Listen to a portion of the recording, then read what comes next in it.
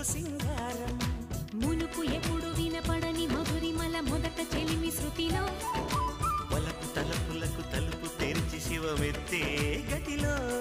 జత గీతని జలపాతని జతులాడే లయలో దా దా యమ్మ దాయమ్మ నా ఒళ్ళు దాకోవమ్మ